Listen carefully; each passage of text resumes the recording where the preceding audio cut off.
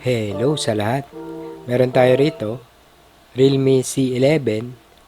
Ang issue nito o ang problema nito, hindi nagpa-power on. Kapag naka-encounter kayo ng ganitong kaso, subukan muna natin yung mga basic moves katulad ng gagawin natin dito. Mapapansin kanina na kinabit natin yung charger pero hindi lumabas yung charging icon. Then kung titignan mabuti yung LCD, parang nakasindi yung backlight ng mahina.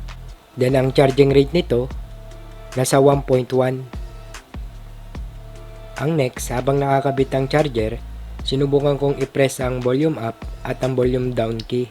Makikita na nagkaroon ito ng display sa gilid. Pag ganito, malamang nag-freeze ang system nito. Then ang gagawin lang natin, i-connect ang charger, then i-press ang volume up at volume down key at power button ng sabay-sabay ng around 1 minute.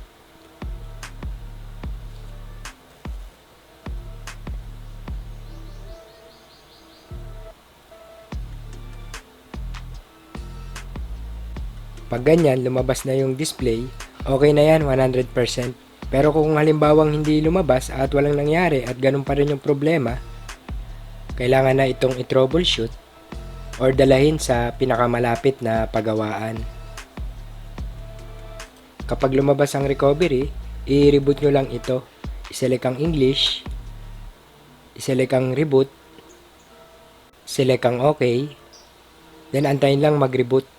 So hanggang dito na lang muna. Sana nakatulong tong video natin at may natutunan tayo kahit na konti. Lalong-lalo na sa mga bagong tulad natin. At hi and hello na sa mga tropa, sa mga master, sa mga nag-upload ng mga totoong impormasyon, sa mga sumusuporta at mga nagtitiwalang magpagawa sa atin. Ayun. Thank you sa inyong lahat.